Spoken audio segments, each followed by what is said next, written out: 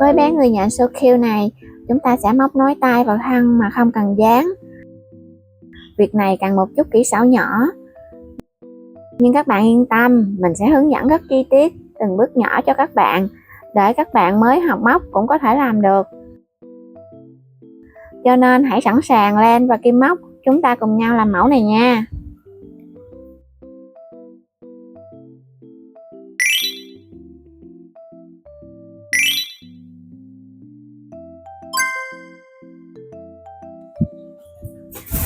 Chúng ta sẽ móc phần thân và đầu bằng kim có kích thước là 2.5mm.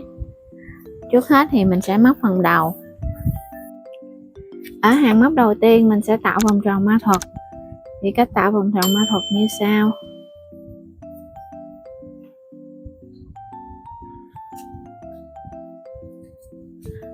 Mình sẽ móc vào vòng tròn ma thuật này 6 mũi đơn. 1 2 3 4 5 và 6. Lúc này mình sẽ rút sợi dây để thu nhỏ vòng tròn lại. Và mình móc một mũi dời qua cái đầu mũi đơn đầu tiên này. Như vậy là mình kết hàng và kết thúc hàng móc thứ nhất. Để móc hàng móc thứ hai, mình sẽ lên một bính. Và sau này mỗi lần lên hàng mình sẽ lên một bính như thế này, cho nên mình sẽ không nhắc lại nha. Ở trong móc đầu tiên này mình sẽ móc vào đây 2 mũi đơn chung chân, hay còn gọi nó là mũi tăng. Lúc này mình sẽ sử dụng kim đánh dấu để đánh dấu lại mũi đơn đầu tiên. Qua chân móc thứ hai mình sẽ móc 2 mũi đơn chung chân. Và chúng ta sẽ lặp lại cách móc như vừa rồi cho đến hết hàng. Khi kết thúc hàng móc thứ hai mình sẽ có 12 chân mũi.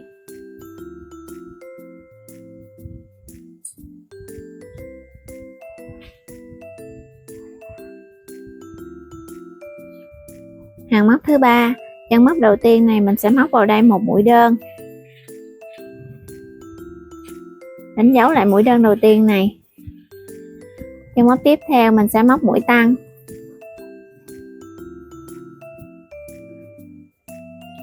Lúc này mình sẽ lặp lại cụm móc như vừa rồi, bao gồm một mũi đơn và một mũi tăng này.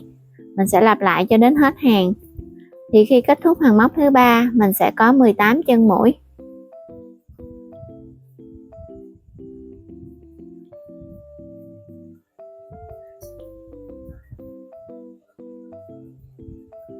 Hàng móc thứ tư, chân móc đầu tiên này mình sẽ móc vào đây một mũi đơn. Chân móc tiếp theo mình sẽ móc mũi tăng. Qua chân móc kế bên mình móc một mũi đơn. Sau đó mình sẽ lặp lại cụm móc bao gồm một mũi đơn, mũi tăng và một mũi đơn. Mình sẽ lặp lại cho đến hết hàng thứ tư. Để khi kết thúc hàng móc này mình sẽ có 24 chân mũi.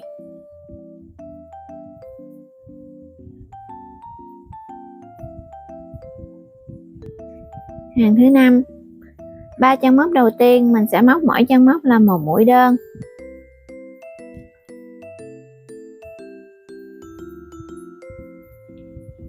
Mũi đơn thứ hai, mũi đơn thứ ba. Chân móc tiếp theo mình sẽ móc mũi tăng. Lúc này mình sẽ lặp lại cụm móc bao gồm 3 mũi đơn, một mũi tăng. Mình sẽ lặp lại như vậy cho đến hết hàng.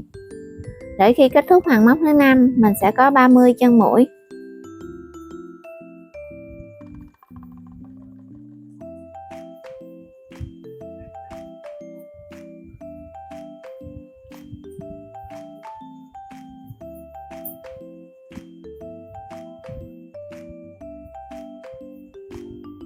Hàng móc thứ 6, chân móc đầu tiên mình sẽ móc vào đây một mũi đơn.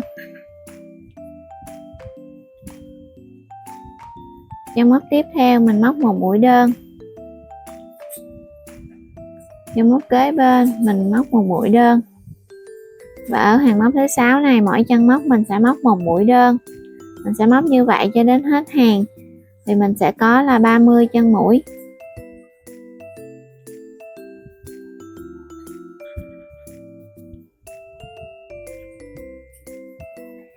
Ở hàng móc thứ 7 và hàng thứ 8 mình sẽ móc tương tự như hàng thứ 6, có nghĩa là mỗi chân móc mình sẽ móc một mũi đơn và chúng ta sẽ có 30 chân mũi ở mỗi hàng. Hàng thứ 9 chúng ta sẽ bắt đầu giảm mũi. Ở 3 chân móc đầu tiên mình sẽ móc mỗi chân móc là một mũi đơn.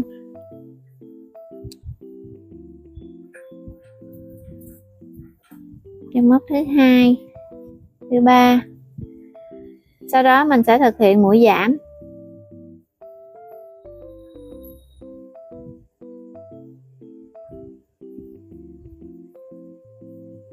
Sau đó chúng ta sẽ lặp lại cụm móc bao gồm 3 mũi đơn và một mũi giảm. Chúng ta sẽ lặp lại cho đến hết hàng thứ 9.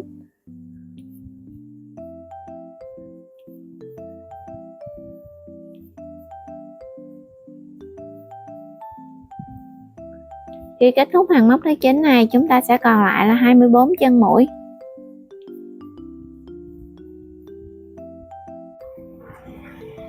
Hàng 10. Ở chân móc đầu tiên này mình sẽ móc vào đây một mũi đơn. Tiếp theo mình sẽ thực hiện mũi giảm.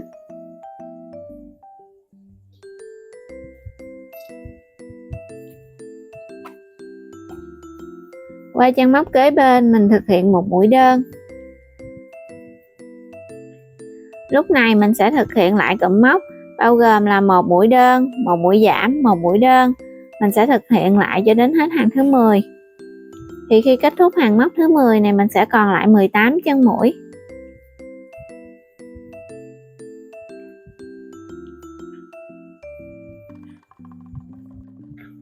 Khi kết thúc hàng móc thứ 10 này mình sẽ dồn vào đây một ít gòn.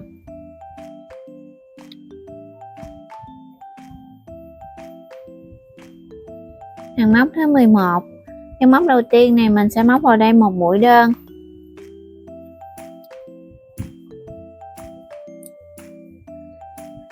Tiếp theo mình sẽ thực hiện mũi giảm.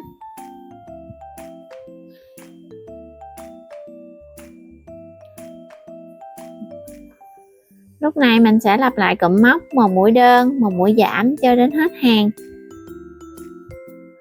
Thì khi kết thúc hàng móc thứ 11 này mình sẽ có là 12 chân mũi.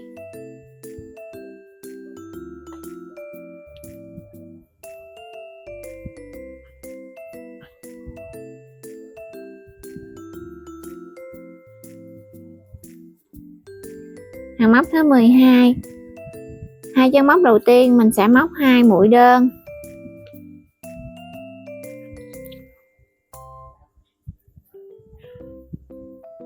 Mũi đơn thứ 2. Sau đó mình sẽ thực hiện mũi giảm.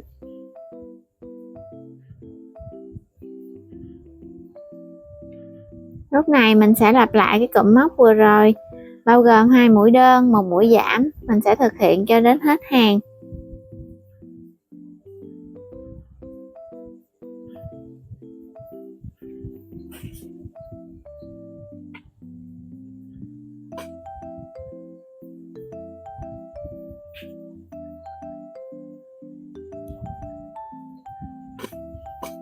Sau khi móc xong hàng móc thứ 12 này mình sẽ kéo lọn len này ra và mình sẽ cắt len luôn.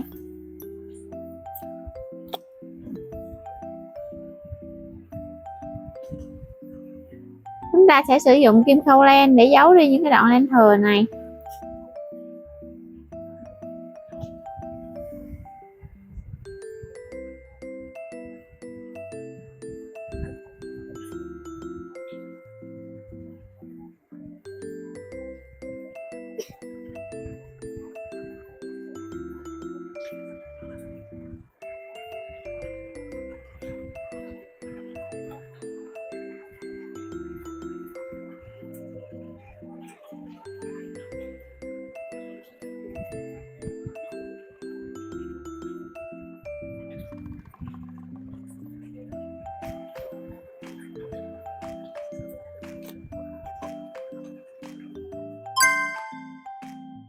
Tiếp theo mình sẽ móc cái phần tay Thì tay mình sẽ sử dụng hai màu là màu xanh và màu đỏ. Trước hết chúng ta sẽ móc bằng màu đỏ, tạo vòng tròn mã thuật và móc vào vòng tròn mã thuật này 6 mũi đơn. 1 2 3 4 5 và 6. Rút vòng tròn mã thuật lại và chúng ta sẽ móc một mũi dời để kết hàng. Bắt đầu hàng móc thứ hai, mình lên một mũi bính. Chân móc đầu tiên mình sẽ móc một mũi đơn. Chân móc tiếp theo mình móc một mũi đơn. Và chúng ta sẽ lặp lại như vậy cho đến hết hàng. Thì ở hàng móc thứ hai này, mỗi chân móc mình móc một mũi đơn, mình sẽ có 6 chân mũi.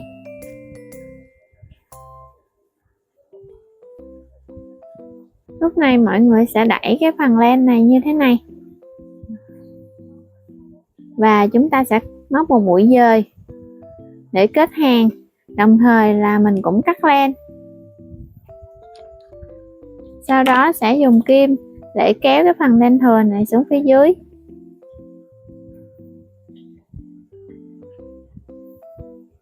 Lúc này chúng ta sẽ đưa kim vào chỗ mình móc mũi dời và mình nối len màu xanh vào.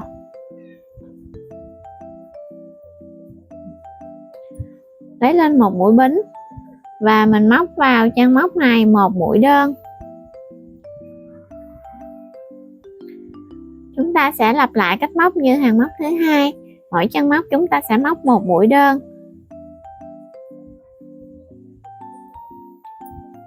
Chúng ta sẽ móc thêm hàng móc thứ tư nữa. Và lúc này khi kết thúc hàng móc thứ tư, mình sẽ cắt len.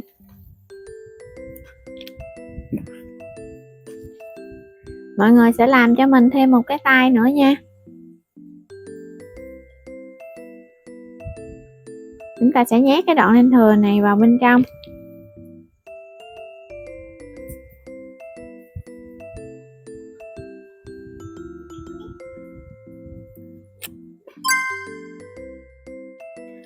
Tiếp theo thì mình sẽ móc hai cái chân. Từ hai cái chân này mình sẽ nối để mà mình móc lên phần thân. Lúc đó thì mình sẽ ráp hai cái tay vào luôn. Hàng đầu tiên mình bắt đầu với len màu đỏ và chúng ta sẽ tạo vòng tròn mã thuật, móc vào đây 5 mũi đơn. 1 2 3 4 và 5. Rút vòng tròn lại và chúng ta móc một mũi dời để kết hàng. Lên một mũi bính, móc hàng móc thứ hai. Chân móc đầu tiên mình móc mũi tăng. Mũi tăng là 2 mũi đơn chung chân. Chân tiếp theo mình sẽ móc mũi tăng.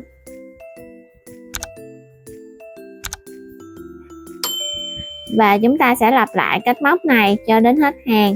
Mỗi chân móc mình sẽ móc mũi tăng. Để kết thúc hàng móc thứ hai, mình sẽ có 10 chân mũi.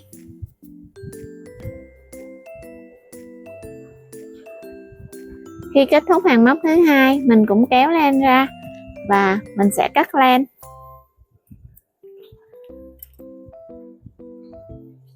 Kéo đoạn len thừa này xuống phía dưới. Để móc hàng móc thứ ba, mình sẽ đưa kim vào chỗ mình móc mũi dời. Chúng ta sẽ nối len màu xanh vào. Lấy lên một mũi bính. Và ở đây mình sẽ móc vào đây một mũi đơn.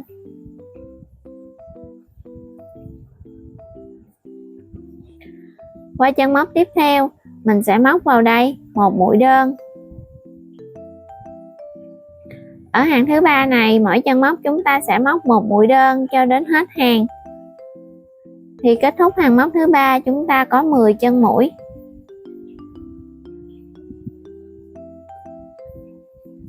Khi móc hết hàng móc thứ ba này, đến đây mình sẽ kéo len lên như thế này và mình cắt len. Sau đó mình sẽ làm thêm một cái chân thứ hai nữa, và đến hàng thứ ba này chúng ta sẽ gặp lại nhau để nối hai chân lại ha.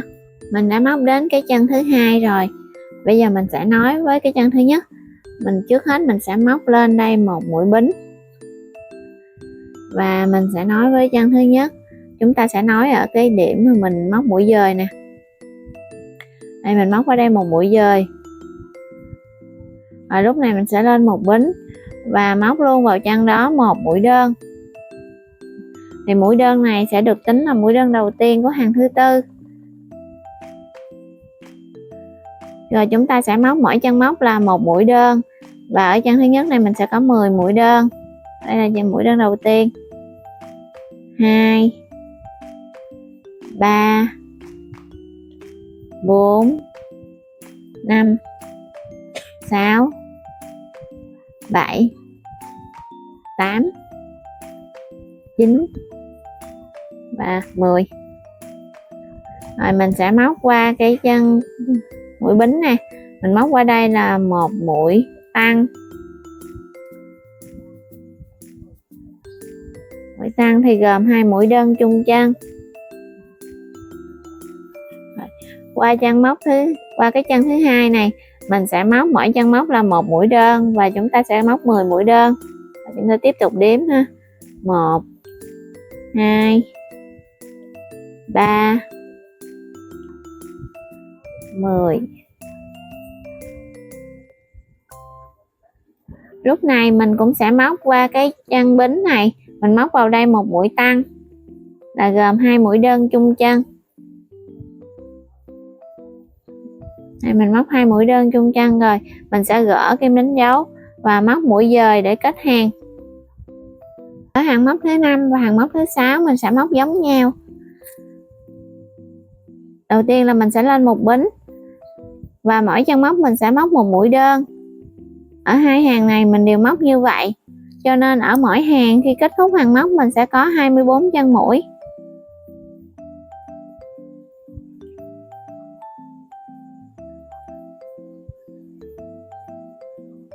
Trước khi kết thúc hàng móc thứ 6 để qua hàng móc thứ 7 thì qua hàng móc thứ 7 mình sẽ đổi màu đỏ. Vì thế mà mình sẽ đổi ở cái mũi cuối cùng của hàng thứ 6 này. Thì lúc này mình sẽ móc nửa mũi đơn như thế này. Rồi mình sẽ đưa cái len màu đỏ vào để hoàn thành mũi đơn. Lúc này thì mình sẽ móc luôn mũi dời để kết hàng.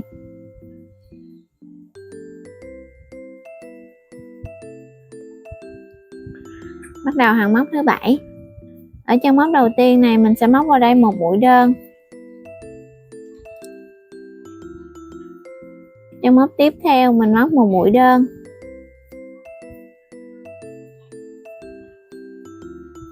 Sau đó mình sẽ thực hiện mũi giảm.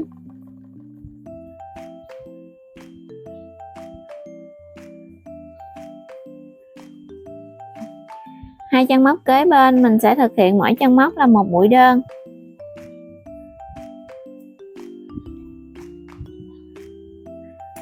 Sau đó mình sẽ lặp lại cái cụm móc vừa rồi, bao gồm là 2 mũi đơn, một mũi giảm và 2 mũi đơn. Mình sẽ lặp lại như vậy cho đến hết hàng thứ 7 này.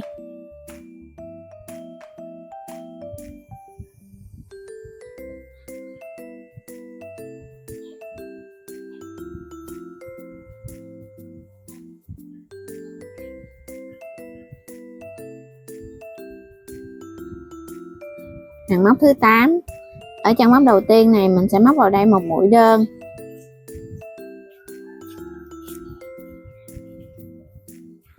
Sau đó mình sẽ móc mũi giảm.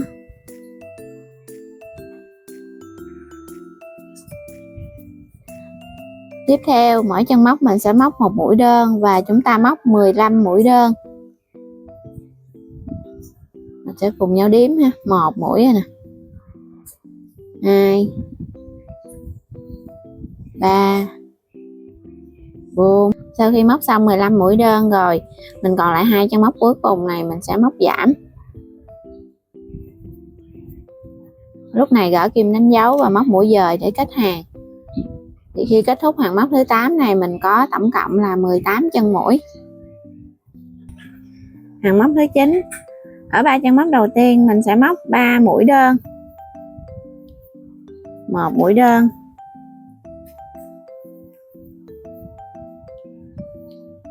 2 và 3. Lúc này mình sẽ ráp cái phần cánh tay này vào và mình sẽ đưa kim từ mặt trái của phần cánh tay và đưa kim qua một mũi của phần thân. Lúc này mình sẽ kéo len lên và móc một mũi đơn. Tiếp tục mình sẽ đưa kim qua mặt trái của phần cánh tay, sau đó đưa kim qua một mũi của phần thân và mình sẽ móc tiếp một mũi đơn thứ hai. Sau đó mình sẽ quay trở lại cái phần thân này, mình móc mỗi chân móc là một mũi đơn và mình sẽ móc 8 mũi đơn. 1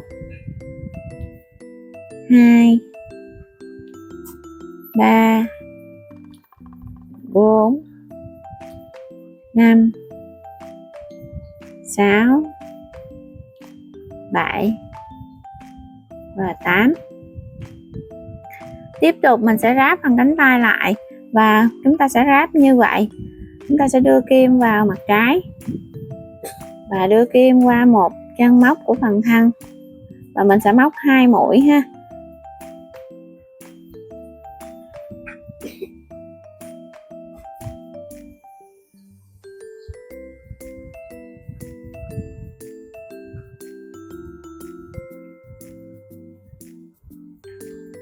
Sau khi gáp xong, mình sẽ còn lại 3 chân móc của phần thân thì mình sẽ móc vào đây, mỗi chân móc là một mũi đơn.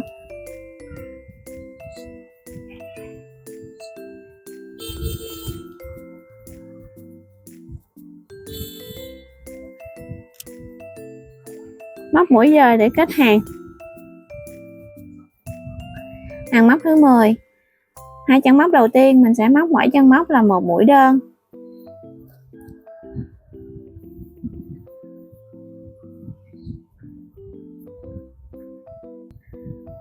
Sau đó mình sẽ thực hiện 3 mũi giảm. 3 mũi giảm này mình sẽ móc luôn trên phần tay.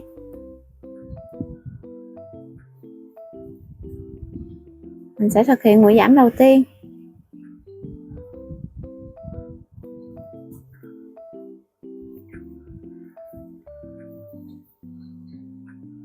Đến mũi giảm thứ hai.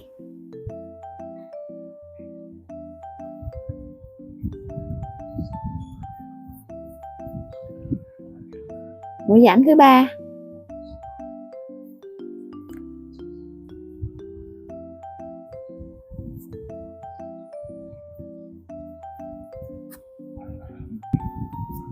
Sau đó mình sẽ móc mỗi chân móc là một mũi đơn, mình móc 2 mũi đơn.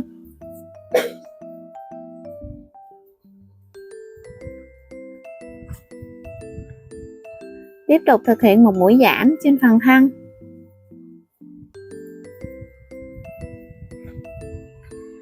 Hai chân móc tiếp theo, mỗi chân móc mình móc một mũi đơn.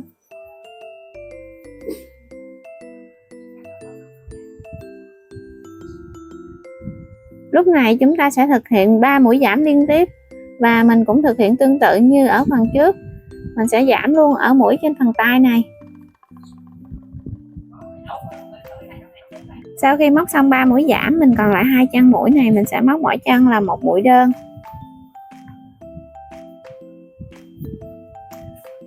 Sau đó sẽ kết hàng. Hàng móc 11 cũng là hàng móc cuối cùng. Chân móc đầu tiên này mình sẽ móc vào đây một mũi đơn. Chân móc tiếp theo mình sẽ móc mũi đơn. Chân móc kế bên mình cũng móc mũi đơn. Chúng ta đã thực hiện được 3 mũi đơn. Sau đó chúng ta sẽ móc mũi giảm.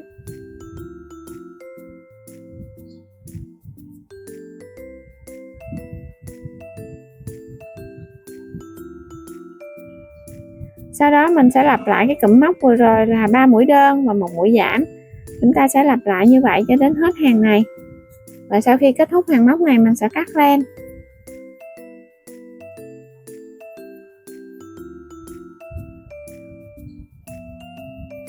Khi mình móc xong hàng 11 này mình sẽ cắt đi cái đoạn len này luôn. Mình kéo cái đoạn len thừa này xuống phía dưới và nhét nó vào bên trong. Rồi lúc này mình sẽ dồn gòn vào phần thân này nha.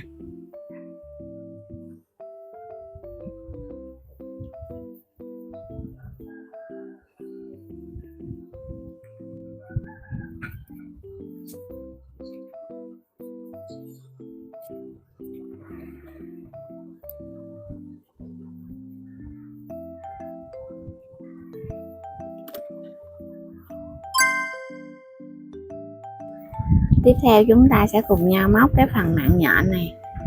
Phần này thì mình sẽ sử dụng len có kích thước là 1.5mm và mình sẽ sử dụng kim móc có kích thước là 2.0mm. Ở hàng móc đầu tiên mình sẽ tạo vòng tròn mã thuật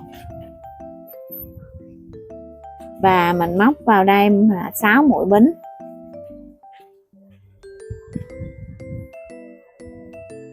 Sau khi có 6 mũi bính rồi mình sẽ móc xuống vòng tròn này là một mũi kép đơn. Lúc này mình sẽ tạo được một cái khoảng trống như thế này và nó chính là một cạnh của cái mặn nhọn. Bây giờ chúng ta sẽ móc 3 mũi bính và móc xuống vòng tròn này là một mũi kép đơn. Tiếp tục mỗi một lần 3 mũi bính và một mũi kép đơn như vậy mình sẽ tạo được một cạnh. Thì chúng ta sẽ tạo 6 cạnh. Ở đây là mình sẽ móc được là 5 cạnh.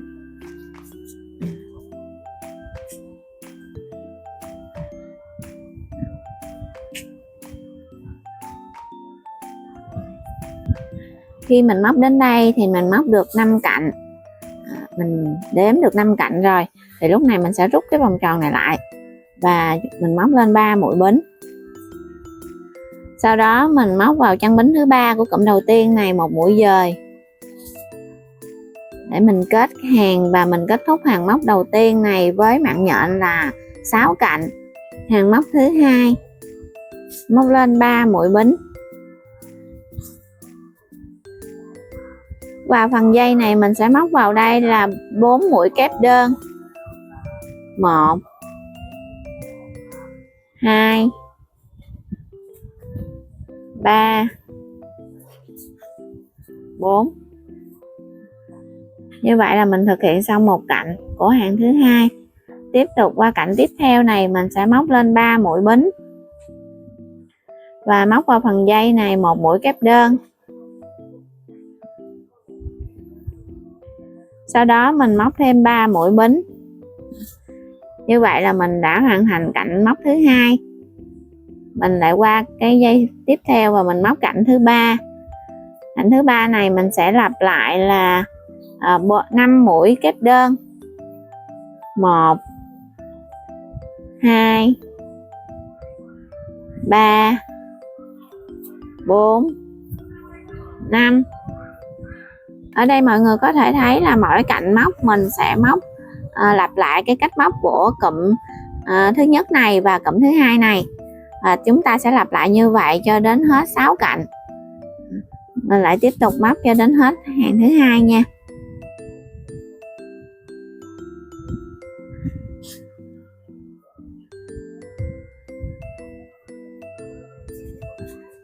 Để kết thúc hàng móc thứ 2 mình móc mũi dời vào chân bính thứ 3 của cụm đầu tiên này.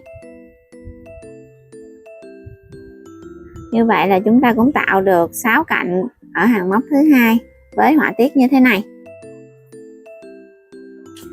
Bắt đầu hàng móc thứ 3 mình sẽ móc lên 4 mũi bính. Thì 4 mũi bính này được tính là một mũi kép đơn và một bính. Mình sẽ lặp lại cái cách móc một mũi kép đơn, một mũi bính cho đến cái chân kép đơn cuối cùng của cạnh thứ nhất này.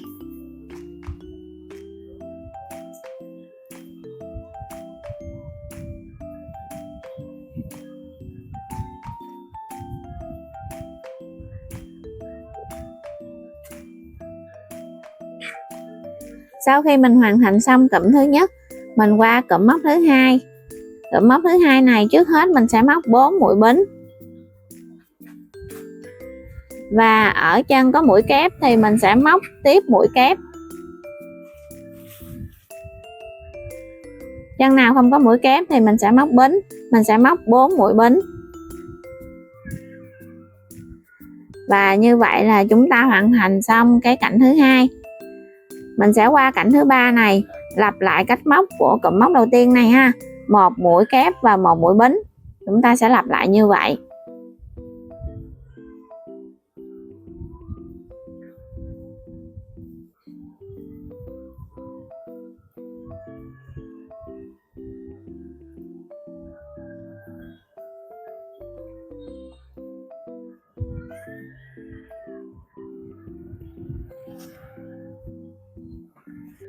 Mọi người sẽ lặp lại cách móc của cạnh thứ nhất và cạnh thứ hai này.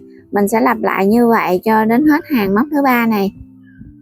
Hàng móc thứ tư mình sẽ tăng cái kích thước của mạng nhện này lên bằng cách tăng số bính. Tuy nhiên ở hàng thứ tư này mình sẽ tạo một cái họa tiết. Ở đây mình sẽ móc lên 5 mũi bính, được tính là 1 mũi kép đơn và 2 bính. Qua đầu kép này mình móc 1 mũi kép đơn, sau đó là 2 bính và 1 mũi kép đơn. Mũi kép đơn này nằm ở giữa của cạnh, cho nên mình sẽ tạo cho nó một cái hoa văn gồm 3 mũi bính và quay ngược lại nè, chỗ này mình móc 1 mũi dời. Mình sẽ tạo được một cái hoa văn tròn tròn như thế này. Sau đó mình móc bình thường, nghĩa là 2 mũi bính và 1 mũi kép đơn. Tiếp tục 2 mũi bính, 1 mũi kép đơn. Như vậy là mình đã hoàn thành xong cạnh thứ nhất của mạng nhện nè. Bây giờ mình sẽ qua cạnh thứ hai. Mình sẽ móc lên 5 mũi bính và dưới này là có mũi kép đơn, mình sẽ móc mũi kép đơn ở đây. Sau đó mũi kép đơn này nó là giữa cạnh, cho nên là mình sẽ móc cho nó một hoa văn.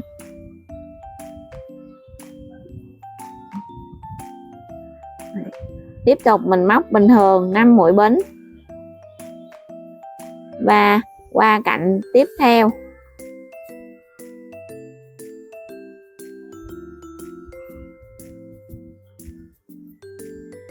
Mọi người sẽ lặp lại cách móc của cạnh thứ nhất và cạnh thứ hai này cho đến hết hàng này. Và khi kết thúc hàng móc thứ tư này mình sẽ cắt len. Mọi người nếu muốn móc tăng lên thì mọi người sẽ không tạo hoa văn và cứ việc tăng số mũi bính để tăng kích thước của mạng nhện. Như vậy thì mọi người có thể móc đến hàng 5, hàng 6, hàng 7 tùy theo ý thích của mọi người nha.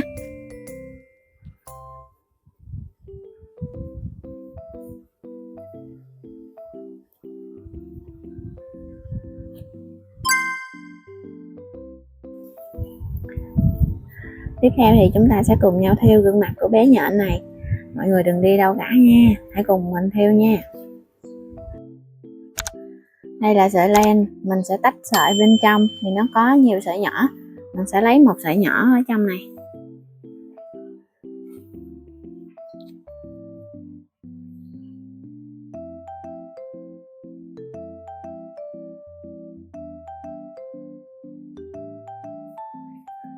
Mình sẽ đưa kim vào ở giữa như thế này. Và trước khi mình thêu thì mình sẽ đánh dấu lại 4 điểm. Mọi người quan sát cái cách mình thêu ha.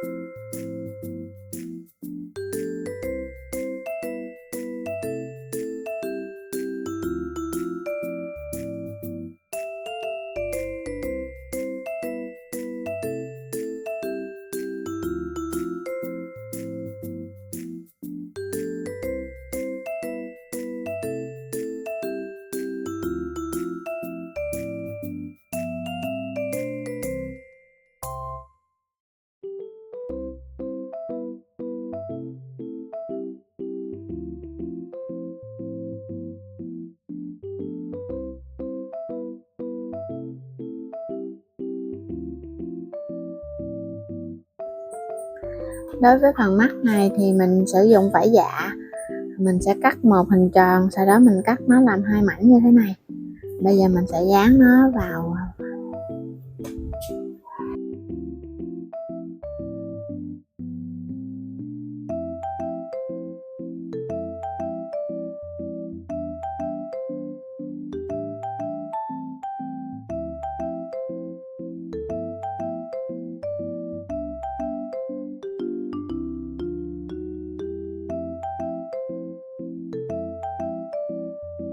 Giai đoạn cuối cùng đã đến rồi đây. Mình sẽ tạo một cái sợi dây từ mạng nhọn này nối với hai tay của người nhện ha. Bây giờ là mình sẽ cắt một cái đoạn dây.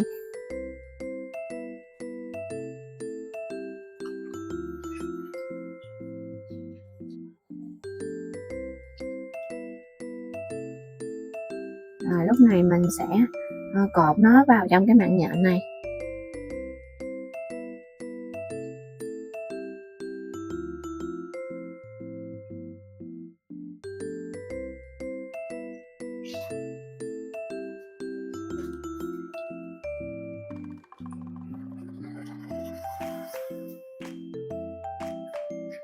Còn đầu dây bên đây thì mình xỏ từ tay của bạn người nhện này tay bên này,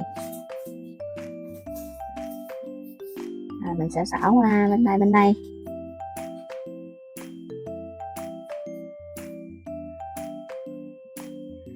Lúc này chúng ta sẽ sử dụng một cái hạt trai như thế này, rồi mình xỏ kim qua.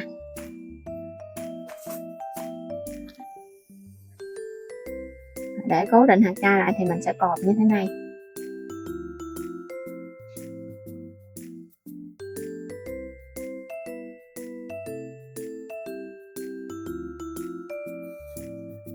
Rồi, mọi người sẽ kiểm tra xem cái độ dài có ưng ý không.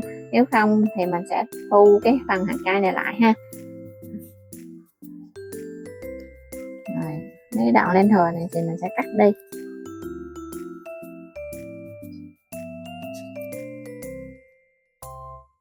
Hôm nay chúng ta đã cùng nhau móc xong bé người nhện ú ú xinh xinh như thế này. Cảm ơn các bạn đã xem hết video và cùng mình móc len ngày hôm nay. Chúc các bạn móc len vui vẻ và hẹn gặp lại các bạn trong những video sắp tới. Chào tạm biệt.